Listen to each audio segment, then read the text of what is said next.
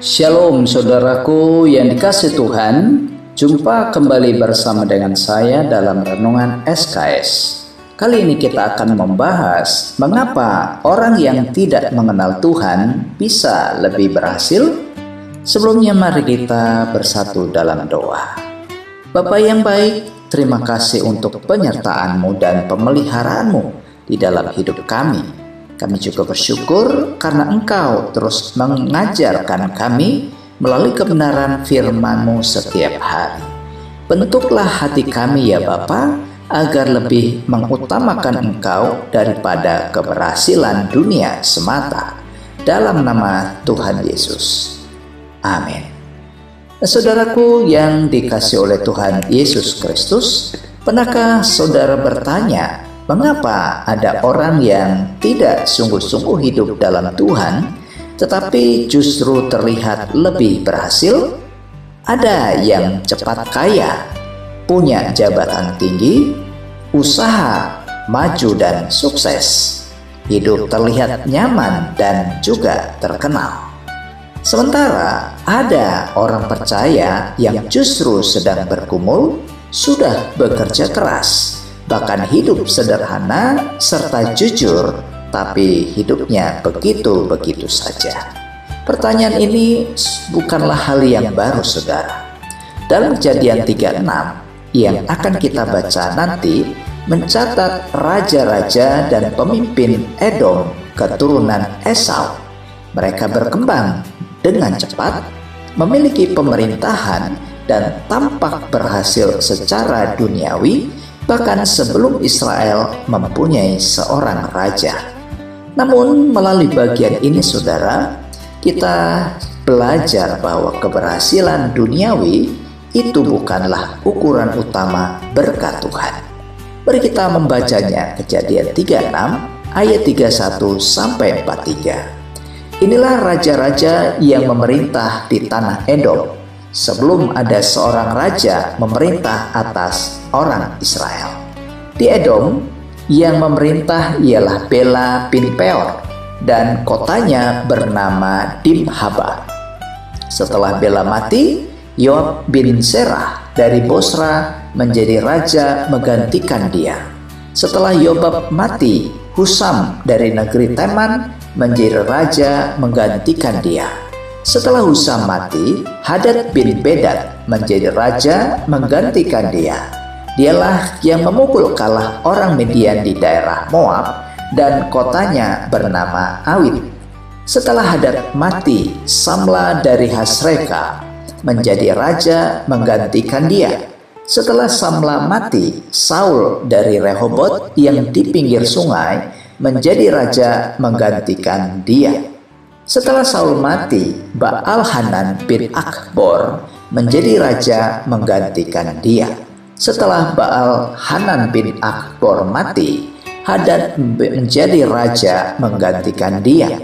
Kotanya bernama Pahu dan istrinya bernama Mehetabel binti Matred binti Mezahab.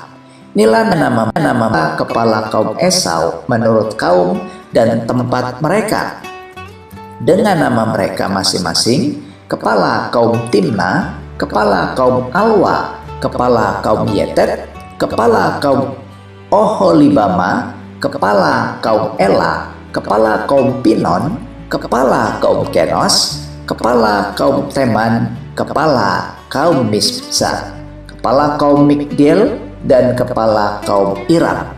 Itulah kepala-kepala kaum Edom menurut tempat kediaman mereka di tanah milik mereka. Edom ialah Esau, bapa orang Edom. Nah saudaraku, 3 kebenaran sejati yang kita temukan dari ayat tersebut. Yang pertama, Tuhan mengizinkan semua manusia mengalami keberhasilan secara umum di ayat 31 sampai 39. Bagian ini saudara mencatat raja-raja Edom yang memiliki kuasa dan pemerintahan. Ini menunjukkan bahwa Tuhan mengizinkan manusia untuk mengembangkan kemampuan, usaha, dan pencapaiannya. Keberhasilan materi atau jabatan bukan hanya dimiliki orang percaya. Karena kasih karunia Tuhan, semua manusia dapat menikmati kemampuan, bekerja, dan berhasil. Namun saudaraku, keberhasilan duniawi bukanlah tanda utama seseorang hidup dekat dengan Tuhan. Di Matius 5 ayat 45, Tuhan Yesus berkata bahwa Ia menerbitkan matahari bagi orang jahat dan orang yang baik. Sehingga saudara, keberhasilan duniawi itu tidak selalu menunjukkan kedekatan rohani seseorang kepada Tuhan. Dan yang kedua, keberhasilan tanpa Tuhan tetap bersifat sementara di ayat 32 sampai 39. Nama raja-raja Edom terus berganti saudara. Ada yang memerintah lalu mati, kemudian digantikan oleh yang lain. Bagian ini menolong kita untuk mengerti bahwa kuasa, jabatan, dan kejayaan manusia itu tidak kekal alias fana dan sementara. Apa yang terlihat besar dan hebat di hari ini itu dapat hilang sewaktu-waktu. Itulah sebabnya Alkitab terus mengingatkan kepada kita agar tidak menggantungkan hidup kita pada hal-hal yang sementara. Itulah yang tertulis di Pengkhotbah 2 ayat 11. Ketika aku meneliti segala pekerjaan yang telah dilakukan tanganku dan segala usaha yang telah kulakukan untuk itu dengan jerih payah, lihatlah, segala sesuatu adalah kesia-siaan dan usaha menjaring angin. Memang tak ada keuntungan di bawah matahari. Jadi saudara, keberhasilan dunia tidak bisa memberikan jaminan hidup yang kekal bagi seseorang. Dan yang ketiga, berkat terbesar adalah hidup dalam rencana Tuhan di ayat 40-43. Edom memiliki banyak pemimpin dan wilayah saudara. Tetapi garis perjanjian Tuhan tetap diteruskan melalui keturunan Yakub. Bagian ini juga menunjukkan bahwa yang paling penting bukan sekedar berhasil di dunia ini, tetapi hidup di dalam kehendak dan rencana Tuhan. Alkitab mengajarkan kepada kita saudara, agar orang percaya mengejar nilai yang kekal bukan pada hal duniawi, meskipun itu dibutuhkan dalam hidup tiap-tiap hari.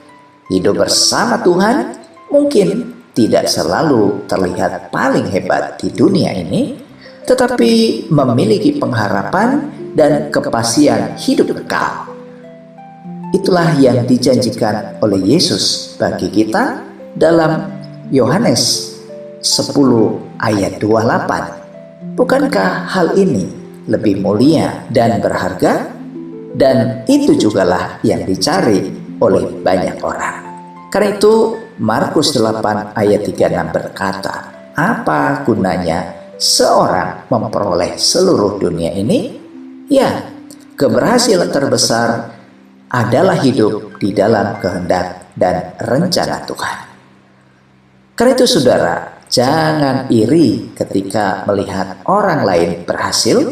Tuhan memiliki jalan dan waktu yang berbeda bagi setiap orang. Fokuslah untuk hidup benar, setia, dan bertumbuh di dalam Tuhan. Karena keberhasilan dunia bisa datang dan pergi, tetapi hidup di dalam Tuhan memiliki nilai yang kekal. Karena itu saudara, jangan ukur hidup hanya dari uang, jabatan, atau popularitas. Lebih baik berjalan lambat bersama Tuhan daripada berhasil tetapi jauh dari Tuhan, bahkan itu bisa menuju kepada kebinasaan. Karena itu saudara, pertanyaan penting untuk kita. Apakah saudara sering membandingkan hidup dengan orang lain? Apa ukuran keberhasilan dalam hidup saudara? Dan apakah saudara lebih mengejar dunia atau kehendak Tuhan? sampai sejauh ini? Mari kita berdoa. Bapa yang baik, di dalam nama Yesus, ajar kami untuk tetap terus memiliki hati yang benar di hadapan-Mu ya Tuhan. Jangan biarkan kami iri atau terikat pada keberhasilan dunia semata. Tolong kami supaya tetap setia berjalan bersama-Mu dan hidup dalam kehendak dan rencana-Mu. Karena itulah yang terindah dalam hidup kami. Berkati saudaraku yang merenungkan firman Tuhan ini dalam hidup mereka, dalam pekerjaan, dalam pelayanan, dalam rumah tangga, bahkan jika ada yang masih studi, berkatilah mereka. Apa yang menjadi doa harapan mereka, mari Bapa Engkau genapi dalam hidup mereka. Dalam nama Tuhan Yesus kami berdoa. Amin. Nah, saudaraku, mari arahkanlah hati dan terimalah berkat Tuhan. Tuhan memberkati saudara dengan hati yang bersyukur, iman yang teguh, dan hidup yang tetap berjalan dalam rencana Tuhan dari saat ini sampai selama-lamanya. Amin.